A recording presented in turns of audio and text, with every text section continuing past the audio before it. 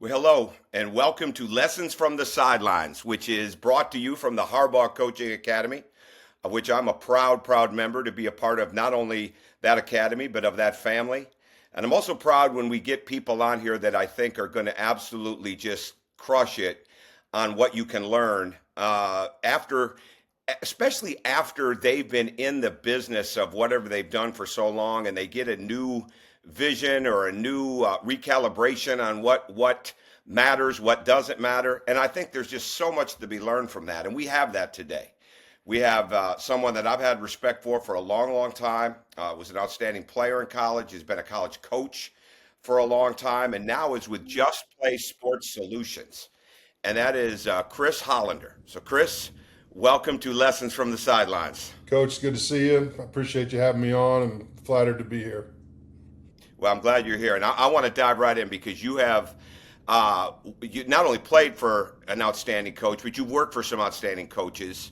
And just to give people like a base of you hmm and your background, you played for a guy that in coaching circles is a legend. He was a legendary player and assistant coach at Indiana under Bob Knight and Jim Cruz, and he certainly did the same when he was with Evansville and Army in St. Louis. And tell us the biggest lessons you learned as a player and as a coach that probably you apply every day in your life that you got from Jim Cruz. Well, Coach was again, you hit it on the head. He's probably one of the most least talked about great coaches in recent memory. He was a great player at Indiana. He was a senior on the last undefeated team in college basketball history.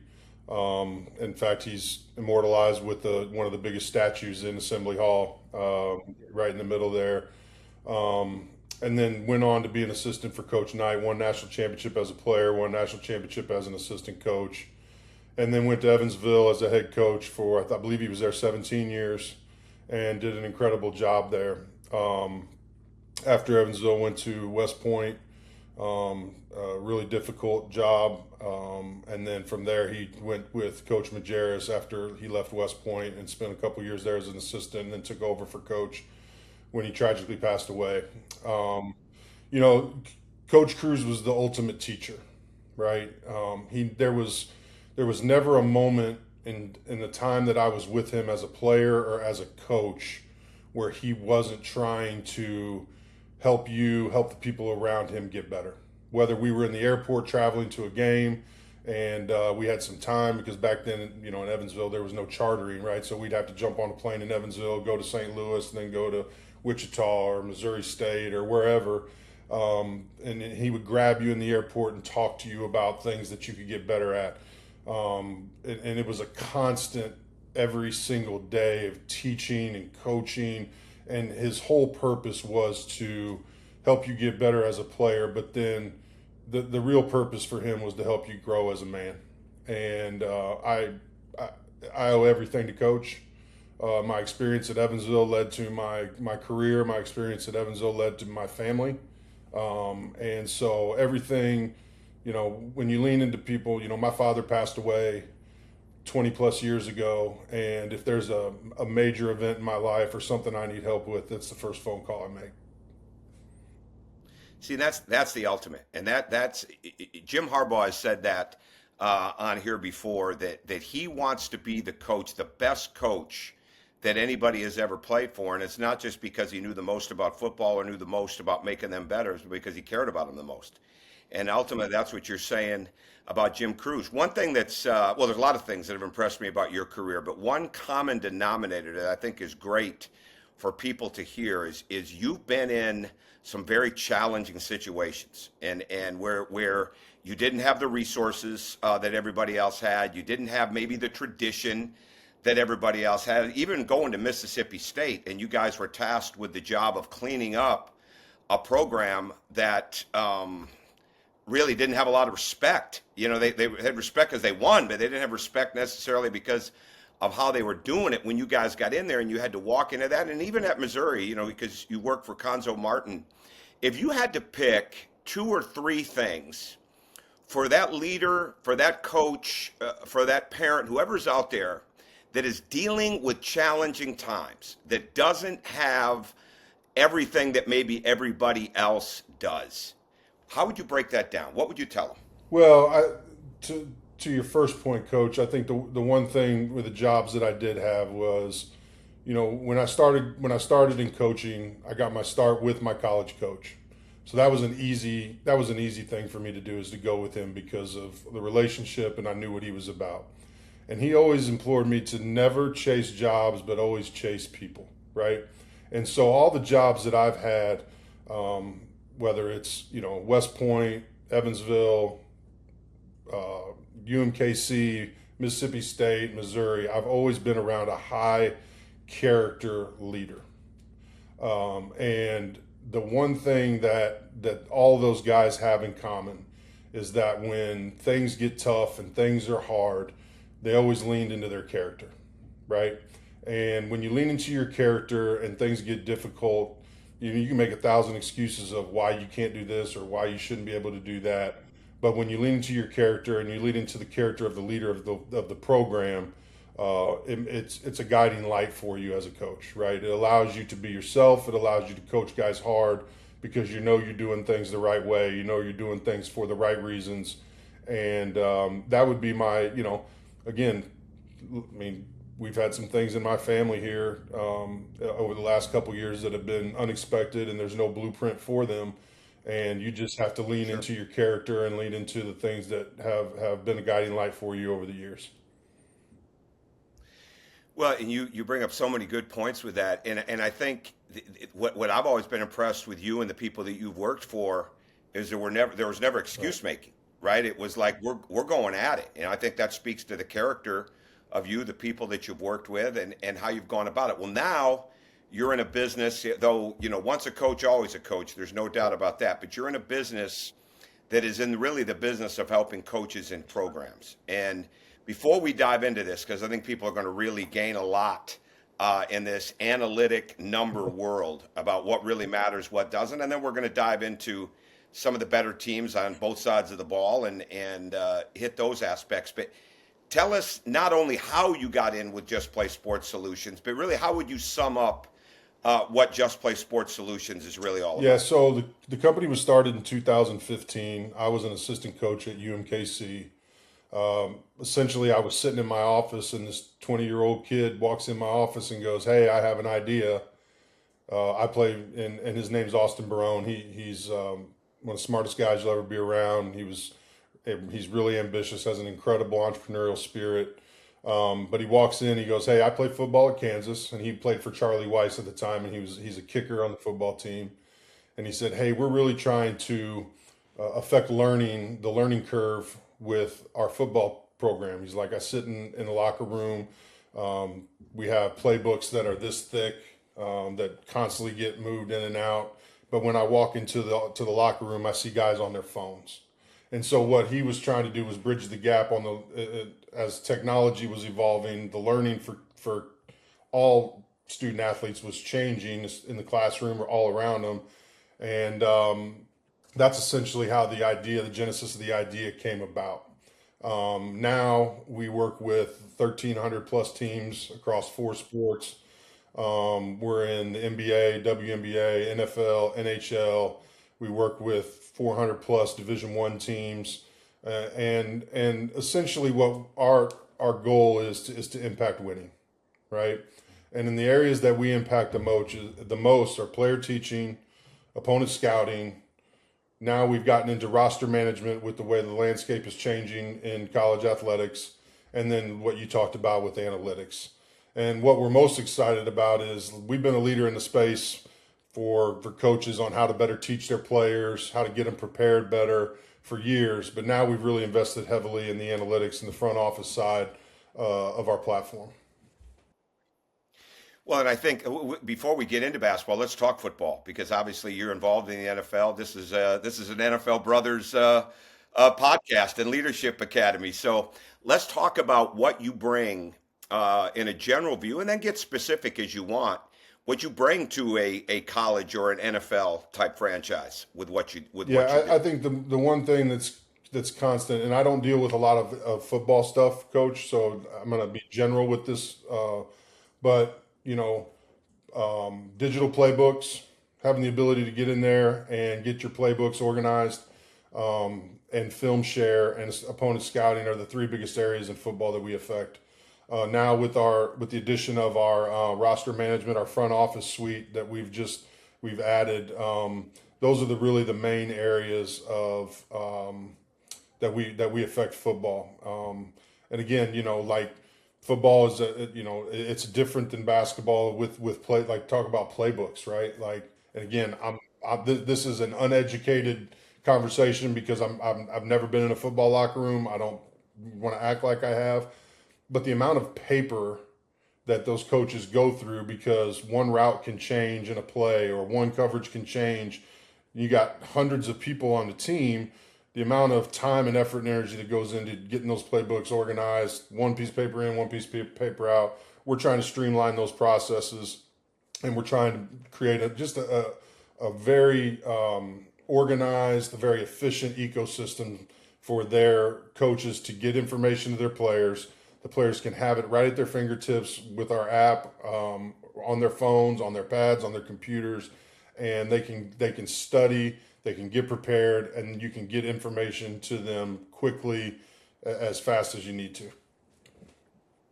What have you learned about, and again, maybe that you didn't know or about football when you look at the numbers, right? When you look at the analytics of football, like what is something that just like, as soon as I say that, like it comes right to your mind?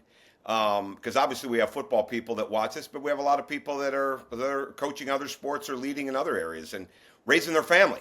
So like maybe they just want to understand football a little bit better when it comes to their own family. What stands out to you? Well, I just think the amount of information that those guys have to consume is off the charts, right? I mean, you're talking about the number of plays as compared to I mean, the difference in sports is what's been really, really kind of has been eye opening for me. The amount of information and the amount of plays and the amount of different areas that go into football is far greater than basketball. Just strictly on numbers, right? We have 15 people on a college basketball roster, and football rosters are in the hundreds. And so just the ability to manage the players, get the information to the players, making sure that they're consuming the right information, and then getting them to go out and execute. It's been a real fascinating thing for me to see.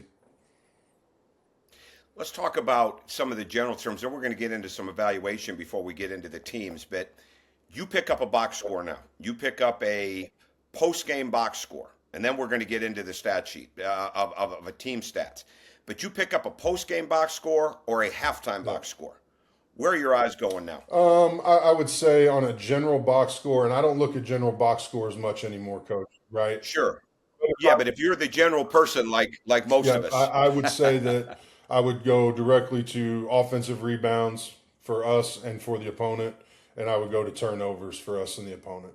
And again, like the shooting and the free throws, probably free throw attempts would be my third thing that I would look at just to see if we're where we are in comparison to our opponent. But I think those two things show you the opportunities that you can create, that you have, whether it's halftime or after the game. That's probably where I would start, and then I would dig into the other things after that.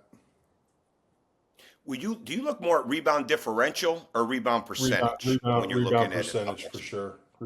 Explain that to to Well, people. I think that like you have to just look at it as opportunities to get rebounds, right? And so if you are dominating the percentage of rebounds that are available to you, then you're doing a great job rebounding the basketball, right? And the same thing on the offensive rebounding end. Well, we don't have a lot of offensive rebounds. We didn't get a lot of offensive rebounds. Well, we shot 65% in the first half, so there wasn't a lot of offensive rebounds available. And so you have to go to the percentages when you're talking about, in my opinion, you have to go to the percentages of the rebounds available to see what type of job you're doing on the glass. How valuable is a 5-game, 10-game, or just the general team statistics? When you're looking at the individual players and you're looking at the team statistics, if you had to give advice to people to really dive in and see where they're at, because I know what I always looked at as a coach, but what would you tell people Just on the general that's available to everybody? I think that when I look at games, I go back 5 games. When I was a coach, I would go back 5 games. Depending on where we were in the season, I would go 5 games back, and I would look at games maybe versus like opponents, right? Maybe versus or games that were decided by single digits, even though they may not be like opponents, because I feel like you can get a better grasp of a team over the course of 5 games. Sometimes it may take 7 games. I don't think there's an exact number of games to go back and look at. I've worked with coaches that would go back 3 games. I worked for coaches that would watch all 10 games. But I think 5 games is a pretty consistent number. And then, but then you have to dig into what the games were like, what the results of the games were like, who the opponents were, and try to match up what makes sense for your team, right? And so, I mean, I don't know what you used to do when you'd had your staff, looking at stuff, but I think you get a pretty good feel for, over the course of 5 games, you're looking at 300 plus, 350 plus, possessions for a team offensively and same defensively. Well, I think, and that's good because I think there's so many different ways to look at it, and that's what you want. You want variety, but we're going to get to the next question after this: is how do you get the players to get it? For me, I was always looking at any game that was a +6 or a -6, and I wanted to look at the last 5 minutes. Now you had to look at the box score because maybe it ended up being 12 in the last minute because of free throw shooting, but maybe it was a 4-point game with 3 minutes to go. So you want to see all of that. And I wanted to see that video wise. I wanted to see those numbers. I wanted to see, especially in the preseason, what we were the previous year, what somebody was against the top 6 defenses, the top 6 offenses. What our numbers look like there. I loved 5 and 10. I loved head to head. And one thing that I think you do such a great job of with all of this, and I've always looked at it, but I don't look at it nearly as close, or I look at it much closer now than I did. And that's what you do with really looking at the level of the opponent and breaking down in the basketball world, breaking down the high Division I versus the guarantee type games. And I think for anybody on here, whether they're coaching high school, whatever they're coaching, right? There's a way to break those numbers down and to try to gauge that. So when you break, let me ask this question. When you break down, let's say these are their numbers against the 5 high Division I teams they've played. These are their numbers against the 5 guarantee games. And the numbers are obviously going to be different, right?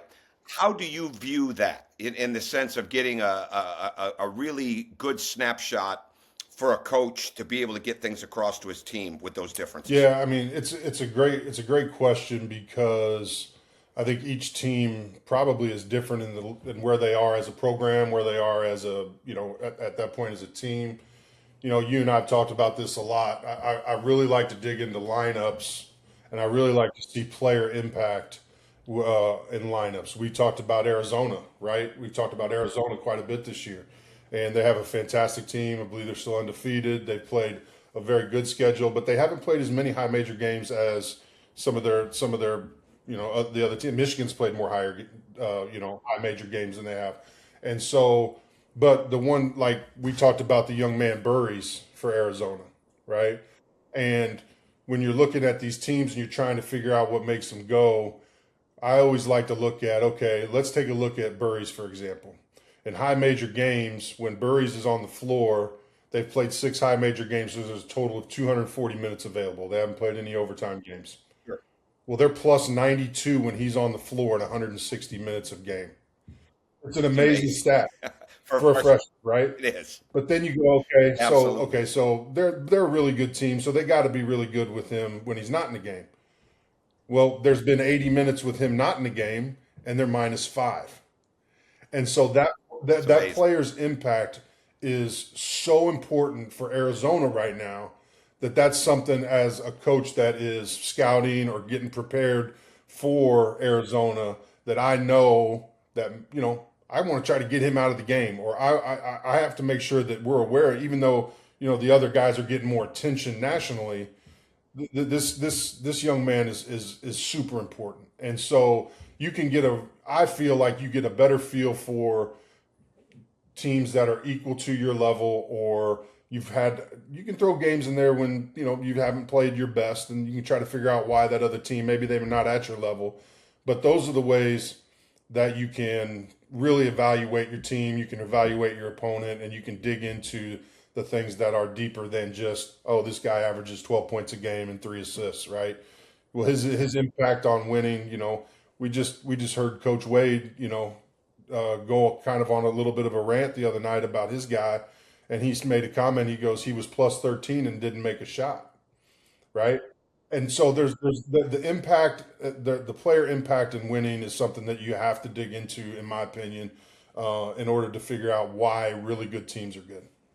And we're going to get into those teams here in a second, but this brings up the next question, because I think this can help so many people. When I was at Indiana, I got a chance to be around Mark Cuban, and there were sometimes I got to be around him more than others. And I'll never forget sitting there, and we had a great basketball talk one night for about 2 hours, and I took a lot from it. But we started to talk because Mark and the Dallas Mavericks were some of the forerunners on analytics in the NBA and building their own systems, and using a gentleman by the name of Wayne Winston, who still breaks down lineups and things like that at Indiana. He's a professor at Indiana. But Mark was always so far ahead of the curve, right? And continued to push it. And one thing he made a great point on, like we start talking about lineups, he was always looking for Yes. outliers. And I think when I learned that, it made me look at stats and numbers differently.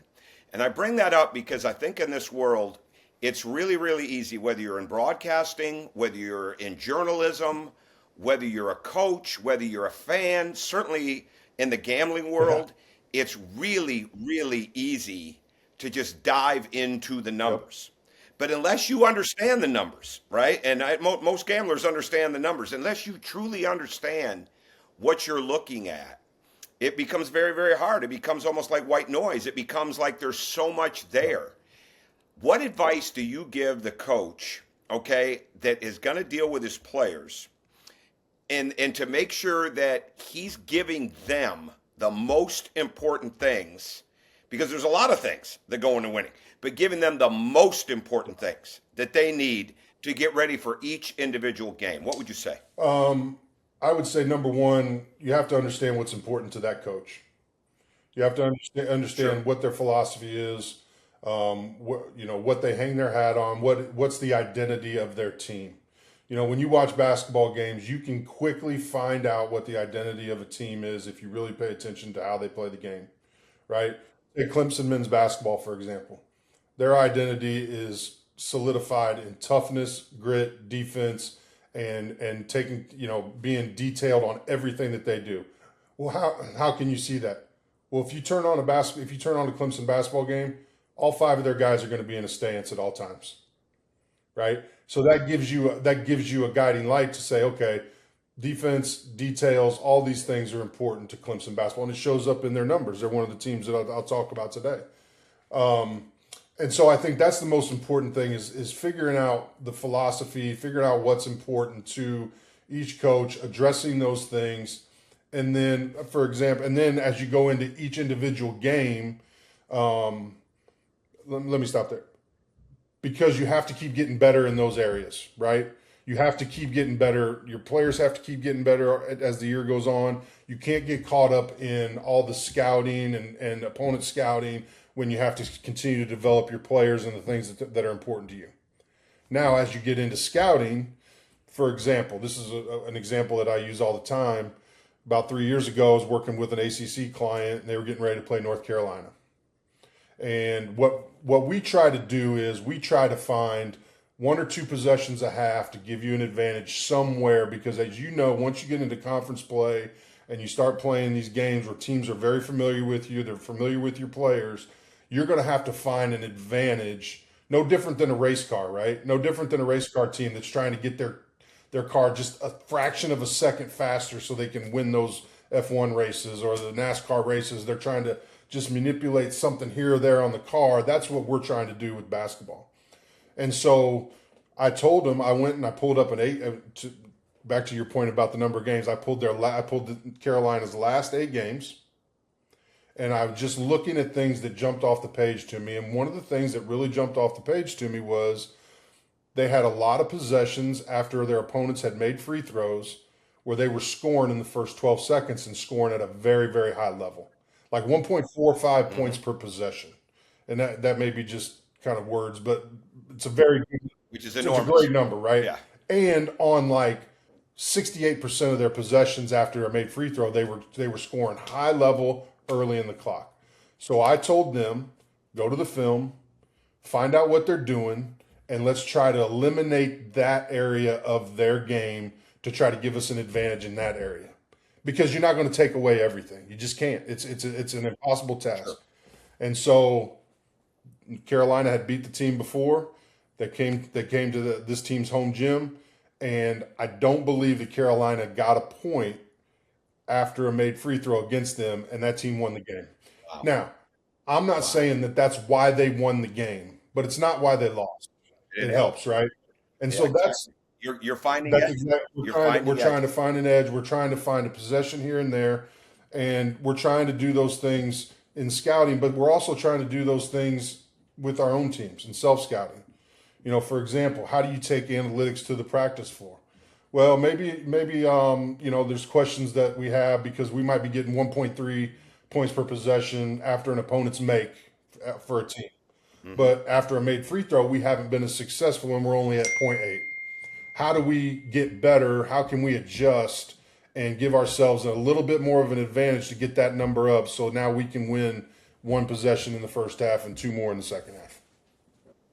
That's what I think you guys do, which is just so unbelievable. And if anybody, if they hear this, if they listen to that, it's worth the podcast alone. But I want you to take the floor now on again on right where we're at, because we've talked about Arizona, we've talked about Michigan, we've talked about Clemson, and those are three, especially two of them are two best teams in the country right now as we record this.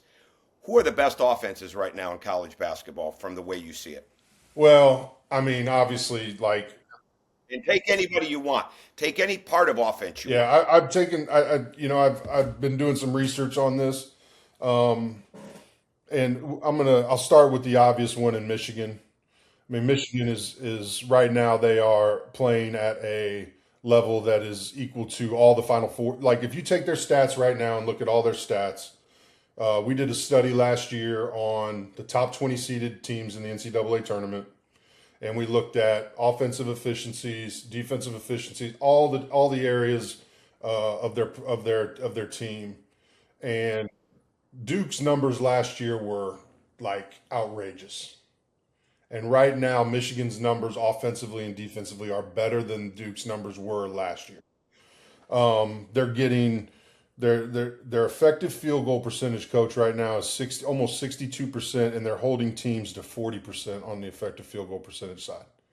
You got a margin of 22% in that area alone. It's going to create wins and big wins, right? I asked Sean Sweeney, a good friend of ours, and I think one of the smartest basketball guys in the business. I said, Sean, if you have to look at one stat that you can tell whether or not the teams are winning or losing or are going to have a great year or not have a great year, what is the one stat that you look at? And he said to me without hesitation, the margin between offensive effective field goal percentage and defensive effective field goal percentage. Let's, for the purpose of our podcast here, let's make sure explain effective field goal percentage just so everybody that's on here, 100% of them know what that means when they get off the In layman's podcast. terms, basically what it is, it's a formula that gives value, a higher value to a 3 point shot. It gives us value to a 2 point shot. And then there's a formula that works out to show you how well you're shooting those shots combined, right? And so if you have a high effective field goal percentage, that means you're making twos and threes at a pretty good rate. If you have a low effective field goal percentage, you're not making twos and threes. And usually your 3 point percentage is probably a big factor in that because the value of the 3 point shot is higher, right? And so we can look at field goal percentages all day. We can look at all that, but the effective field goal percentage number, and then the other margin that I look at, and I live in the margins now. Like, that's where I live. The other margin I look at is the offensive efficiency or points per possession on offense versus defense, right? And what we found last year, the top 20 seeded teams in the NCAA tournament, according to our numbers, the average margin between offense and defensive efficiency was right around 17 points per 100 possessions. You had some outliers like Duke who were in the 30s, high 30s, right? You had some other teams that were in the single digits or like lower numbers, but the average was 17. And so to give people an idea of what makes good teams good, that's a good number to start with, right? And then I did another study a few years ago on the effective field goal percentage, and when UConn won their last national championship, their margin between offense and defensive effective field goal percentage was 12%. And that's outrageous. That is an outrageous number. And so when we talk about Michigan, Michigan right now is 1.3 points per possession and only giving up 0.89. That's 41 points every 100 possessions that they're better than their opponents so far this year. And they've played a number of like opponents. I believe they've played 7 high major games. So it's not what, there's different levels of competition, but it's not like they're playing a bunch of teams that aren't in the same, conversation as them. They're playing like opponents. They're shooting 75% at the rim, and they're shooting 57% on shots in the paint, not at the rim. Wow. And so, they've scored. 57%, that's got to be as high as Yeah, anybody, like right? you're not going to see numbers like that. Now, we're talking about 13 games. But that shows that they're doing a lot of tough things offensively. Another thing that really stands out about Michigan, and again, like I could go on and on about Michigan's offensive numbers right now, they've had 364 possessions start with a defensive rebound this year. Okay? In 259 of them, so essentially, what is it, 60 some percent of them, it ends in the first 12 seconds of the shot clock. So the majority of the possessions they start with a defensive rebound end in the first 12 seconds of the shot clock. So they're playing fast. Not only are they playing fast, they're getting 1.44 points per possession on those possessions. So they're in those 12 seconds. So they're turning defense into very efficient, high pressure offense that goes against the defense. I mean, it's just it's an outrageous number, and they're doing an incredible job. If you look at them offensively and defensively, I bet Dusty would have a hard time saying, well, we really need to get. I'm sure he knows better than we do because he watches his team every day and he's in practice every day. But the only thing that I could say that stands out that maybe that they could do a little bit better of a job of is their turnover percentage is about 17%. I would assume he would like that number to go down because, they're just so efficient offensively. The more opportunities you get, the more they're going to score. Yeah, absolutely. You've got some other teams that you've really paid attention to that some people would understand and some people may not. Who are some of those teams? And again, I haven't seen everybody, and I know there's a lot of really good offensive teams out there, but some of the teams that I've been able to go watch practice and been around, like, for example, Miami of Ohio. Coach Steele's doing a great job over there. Their numbers are top in the country offensively in almost all areas. You're talking about 94, almost 95 points a game. They're shooting 55% from the field as a team, 64.3% effective field goal percentage, 44% from three, 78% from the free throw line, and they're getting 18 assists a game and 11 turnovers. And they're getting at 1.36 points per possession, and they're 14-0. And when you go watch them practice, like, these are the things that are important to him. He holds these guys to that standard. He's got some experienced guys that have played for him for a little bit, but that's a team right now that I know they're undefeated. They're kind of flying under the radar, but it's just a team that has just been just incredible offensively. Yeah. 73. That's kind of team that ends up in the second weekend of the You NCAA tournament. don't want to play them, right? Like, you just because Exactly. they just keep Exactly. coming at you, and they come at you in different ways. And their margin is, again, talk about margins. They're 1.36 points per possession and 0.98 on defense. So not only are they doing it on the offensive end, they're doing it on the defensive end, which is creating those margins for them, right? Sure. So they're doing a great job. 73% at the rim. The other team that I think is, I have a lot of respect for Coach Schertz at SLU. They're doing a really good job. I think they've lost one game, and I think it was a 1-point game at a neutral site. but again, offensively, he has a lot of new pieces.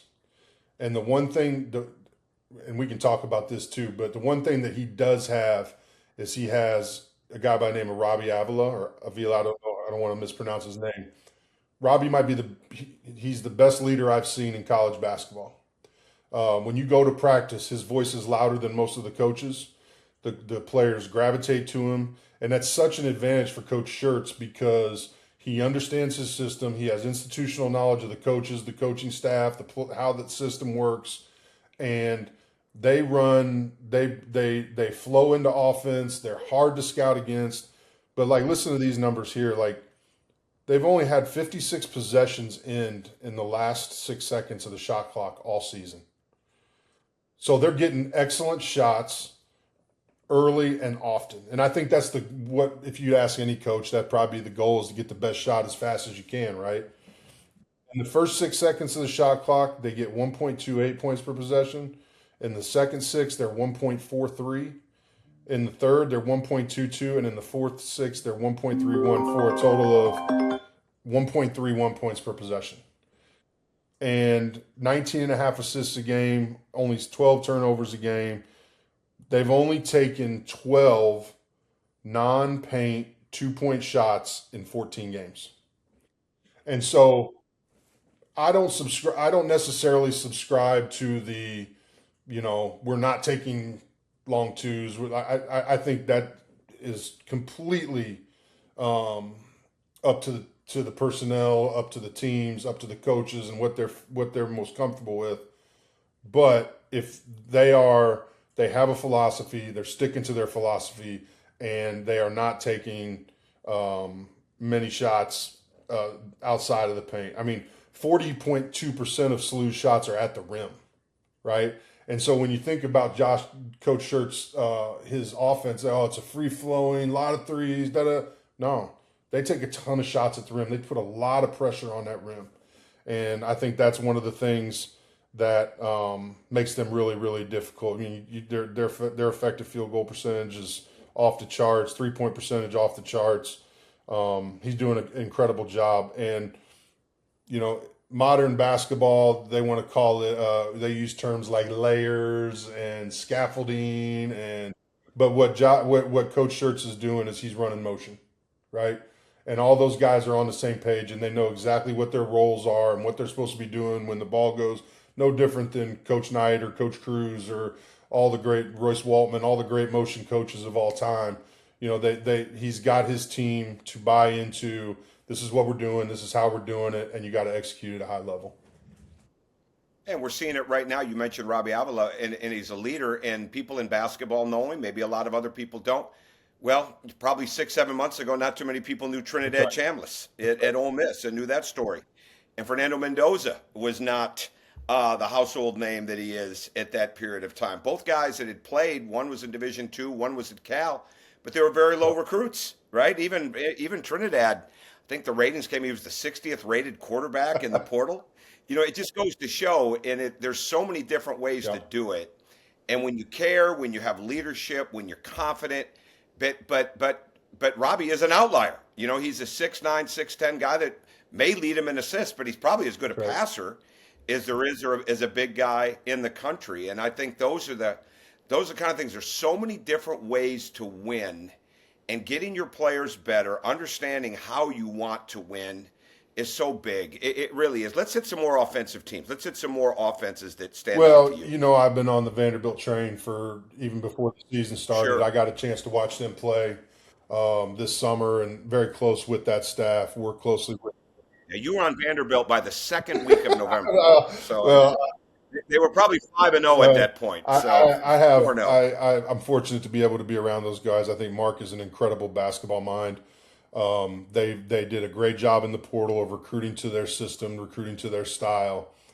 One of the things that they do an incredible job of, Coach, and I think it's something that basketball coaches lean into, and this is what offense really is, right, is making the right decision when the decision needs to be made.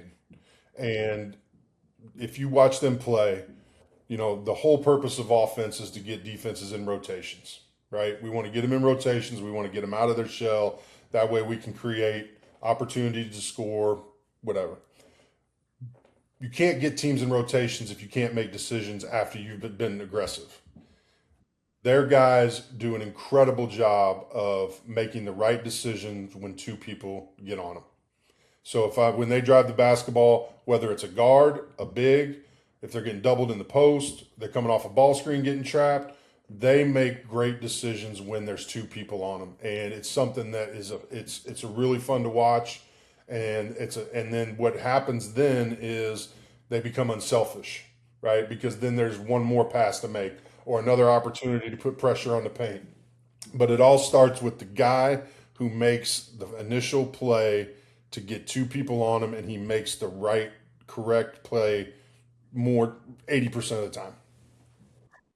And you're saying they're drilling that, focusing on it, looking at the numbers every day in practice, and it's one of the reasons that they're undefeated going into this weekend, and people will get an opportunity to see this broadcast on January. What do we got? 6th, January 6th. So they may still be undefeated, but at the time we're taping this on Friday, they definitely are undefeated. That's a great point.